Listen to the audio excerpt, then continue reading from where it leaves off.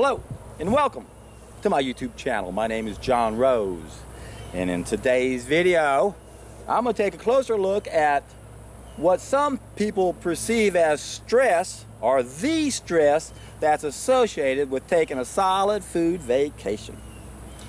Now, a lot of people say, John, I can't take a solid food vacation. My life is too stressful. I'm already waking up way too early. I don't have the time to make these juices. And I've got so many important things going on at work. I got to be at the top of my game. I can't add more stress to my stressful life. And nothing could be further from the truth. When you have a stressful life, you need a vacation, a solid food vacation. It's going to be the perfect thing you need to deal with all that stress. But John, I got to wake up an hour earlier. I'm already waking up too early. I don't have the time. Well, really, let's think about this. How much time do you spend eating during the day? Do you prepare your own food? Now, I know some things are pretty easy to prepare. Throw them in the microwave, put them in some boiling water, throw it in the oven. A lot of things do take a lot of preparation time. Are you spending any time doing that? No, I just drive up to the fast food place and just go through the line. Doesn't take hardly any time at all, but it does take some time. Now, you might be able to do that on the way from work, so it's not taking too much time, but you have to drive someplace to go eat. Add up all that time and compare that to the time that you're juicing. And then what you really have to do is to take a look at your sleep. Because one of the best benefits of a raw vegan diet and one of the best benefits of a solid food vacation on juices is the effects it has on our sleep. We don't need as much sleep, and the quality of our sleep is better. I can't begin to tell you how many times I've coached people, and they tell me, last night was the best night's sleep I've had in 20 years, and I'm only on day 5 of a solid food vacation. I can't begin to tell you how many times I've coached people that went 3 and 4 months on a solid food vacation. They said, God, I just went through the most stressful time in my life, and had I not been on a solid food vacation, I couldn't have done it. Sure, I had to wake up an hour earlier than I normally do, but I was waking up even before then. When I coach people on a solid food vacation, I frequently hear people saying they're waking up an hour or 2 hours earlier than they normally need. Reminds me of what Woody Harrelson said in an interview many years ago when asked why he ate a raw vegan diet. He goes, well, I love to party, and eating this way I don't need as much sleep.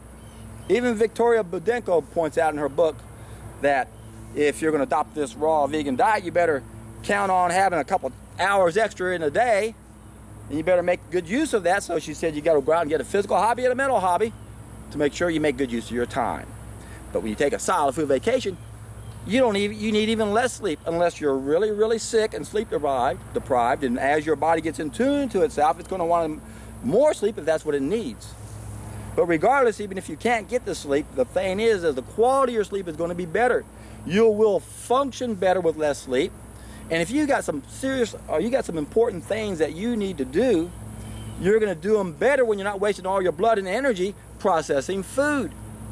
You're going to think better, you're going to respond better, you're going to act better. Everything's going to be better. The quality of your work and life and everything is going to be better. It's an illusion to think that this is going to add more stress to your life. It's an illusion to think you're not going to get enough sleep and that it's not going to be a fair trade.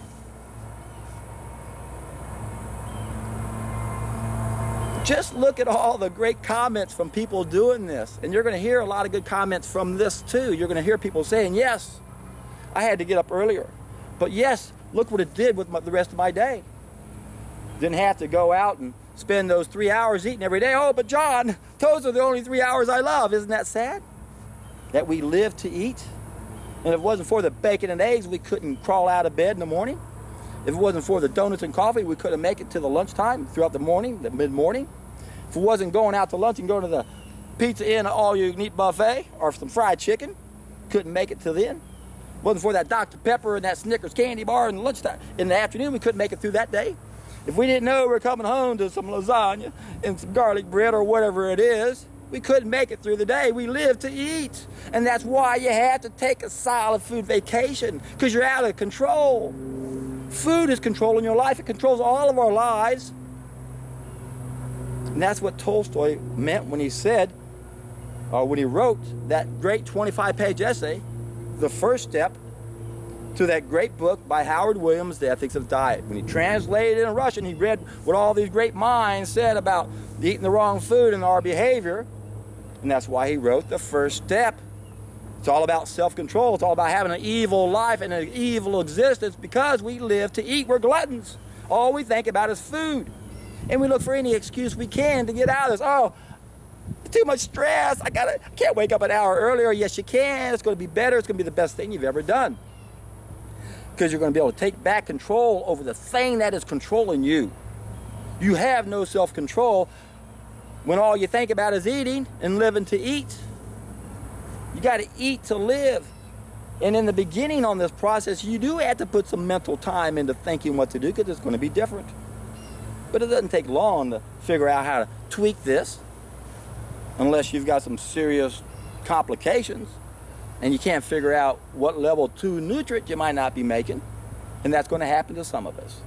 But for the vast majority of us, we're going to sleep better. We're not going to need more sleep.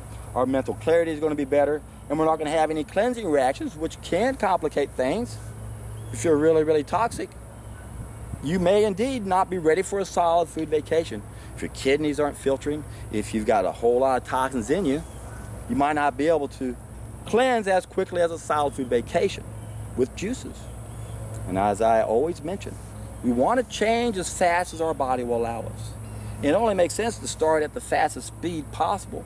It's always good to start off with a solid food vacation to see how we do.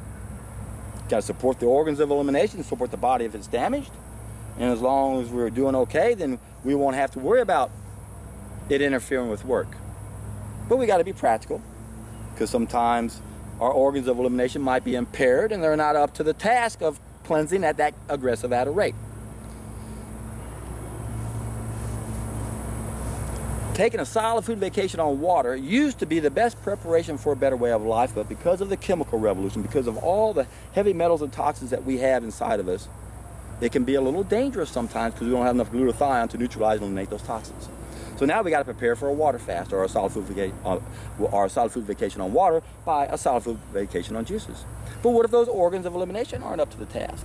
What if the liver's compromised, or the kidneys are compromised, or your adrenals are compromised? Well, now you got to limit what you juice, and that still may not be enough. You might have to address those weak organs before you can even take a solid food vacation on juices. But you always want to see how you go. And it all comes down to attitude, folks. If you want to make this a difficult thing for you, if you want to look for a reason to stop it, it's real easy.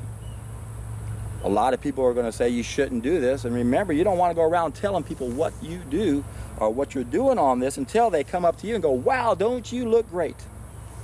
Although I got to admit, I saw Les again this morning. I mentioned him in my video the other day.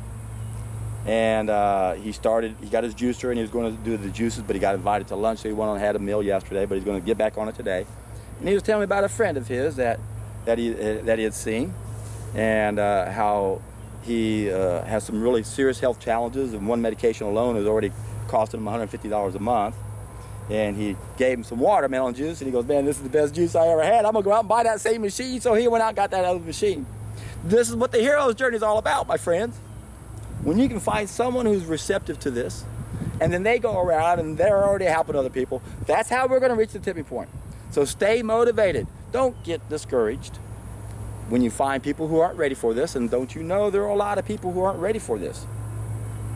But when you can find one that is, and when you can understand that life is an illusion on so many levels, these perceived stressors, thinking that it will shock the system if we take a solid food vacation, is wrong. Your body wants that vacation more than anything. It wants a break from digesting all that food, and that's how the healing really works. We don't want to waste all of our blood and energy on processing food.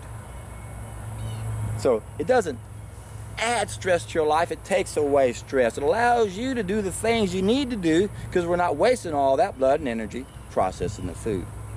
So that's the key right there. Stop wasting that energy, and when you do, you're in for a treat.